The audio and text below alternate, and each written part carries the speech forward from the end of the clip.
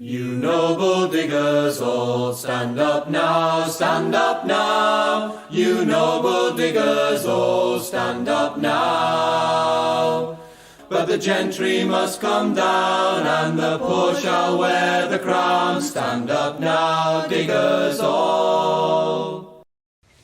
Hello my friends, welcome to my channel. Today we will be feeding the thirsting gods of the algorithm by returning to our Bash the Fash segment. We had a commenter, one of our very few, ask a question about one of the fash that we bash, which is that they thought Peter Zeihan was lib left, and I promised to address it in good faith, and so that's what I'm doing. If you ask any chatbot, Grok, GPT, DeepSeek, they all say that Peter Zeihan eschews, denies the left-right diaspora, dilemma, whatever, dipole, whatever you want to call it, and that he is beyond classification. And whenever you hear that, you should hear alarm bells going off in your mind. There is no one who is beyond classification. There are lots of people who know that it is shameful to be right-wing. And I'll leave this point by saying, I've never ever met someone who says that they don't have a political position, who ended up being left-wing. But I've never ever met someone who says they aren't political or don't have a political position that isn't right-wing. They know that it is shameful, that it is wrong to hate the poor, to be so greedy, to be so self-absorbed, that it is wrong to be a conservative. And so they hide it. They play hide the ball. And Peter Zeihan is doing the same thing. I want you to remember this quote from Brendan Lee Mulligan, right? Actually, let's talk about Zeihan just quickly a little more. You need those warning flags if someone comes to you with something that sounds too good to be true, right? What is the likelihood that there's a man who's obsessed with politics who doesn't have his own inclination on politics? Zero. The chance is zero, statistically. It might be 0.00001, right? But that still is too few people for Zeihan to exist. And so it doesn't matter. Someone comes offering you to sell you a bridge, now someone offers to sell you a piece of the blue sky, no, it cannot be, right? And so the way that I'm going to show what Peter Zeihan's ideology is, and it's easily discoverable, is that we're going to use Brendan Lee Mulligan as our guide, right? People are not motivated by an ideological code, is the quote Brendan Lee Mulligan, the Dungeon Master Supreme, gives us, which is that impulses, your base desires, are what guide you generally, and then you construct ideologies around them as a fancy adornment so as to better present yourselves to guests, right, to people you come into contact with minds of. And that's interesting, right? And it also applies to somebody who adorns sparsely, who does not adorn their mental halls with the traditional signs of someone who has those political positions. But the political compass, the up and down and left and right, is so detailed, right? It encompasses so many positions that you are bound to fall within some of them. You're bound to fall within one of them, right? I picked Mearsheimer and Zeihan at the same time because to me they are ideologically identical. They identify openly as realists, yes? Realists just means that they see things without ideological perspective. Again, that's blue sky thinking. It cannot be. For me, realists is a breadcrumb.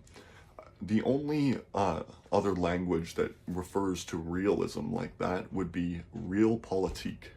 And realpolitik is the philosophy, the more like an ascribed way of being. It's not like he ever developed it himself, but people saw the way he operated and called it realpolitik.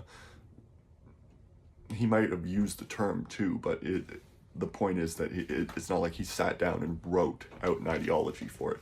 But of course, talking about Bismarck, right? And Bismarck was a realist, right? He's a conservative also too. If you look on the political compass, you can find Bismarck just in the upper right outside the griller centrist box, as it's referred to in the online discourse. So if you're in the center, you're a griller. You don't really care about politics. You just want to get home, have a nice steak, get back to what you're doing. Outside that box, you're a freak. You care about politics more than just going along to get along.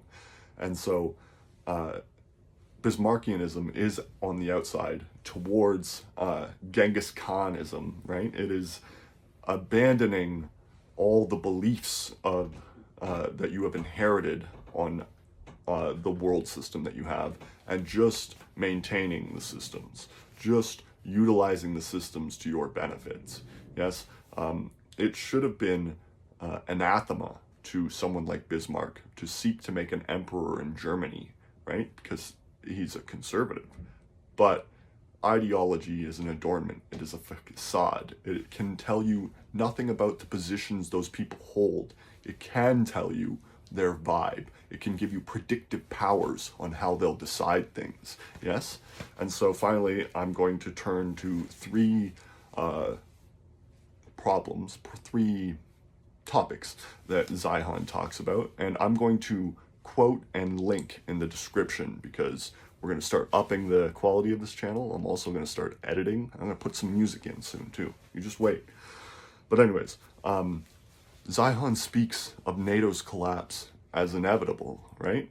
Well, no, it isn't, right? The gallivanting and the adventurism and the chauvinism of America may have made it inevitable, but all that was contingent, right? George Bush never gets in office, then perhaps NATO lives for another 150 years, and by that time there are economic sources that continue its life. But now it won't, now it cannot, right? So he ascribes as inevitable things that he wants to happen, NATO's collapse. And again, he ascribes as inevitable things that he wants to happen. Shale versus renewable energies. Renewable energies, in Zeihan's opinion, which is correct, is that things like solar and wind are incapable of producing the power that we need, right? That it doesn't make sense. You can't mine enough copper, mine enough anything, really, to put these things up and get a benefit back from them. And fair, but it ignores that these things get better, right? That these lessen our dependence on a process that is shooting out greenhouse gases into the atmosphere. And also, there are other green ways of energy. The Chinese have just invented thorium-fueled reactors. We need to move to nuclear immediately, right? Immediately. And nuclear is obviously the power of the future, but he can't see that because of his right-wing chauvinist supremacist views. He is tied to oil as it is to the Americans' advantage to be tied to oil right now. And so he can't keep his own thoughts at abeyance and see that. And that's indicative that he is right-wing again. And then finally, universal healthcare. He shits all over universal healthcare. And this is just a sign of a scummy human being, right? That they want to make use of language so as to deny the poor any sort of empathy, any sort of care, right?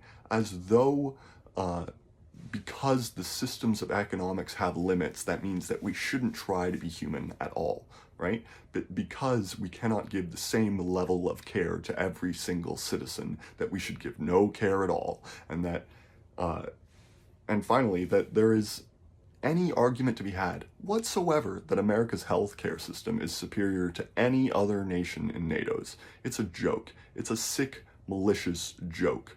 Free Luigi.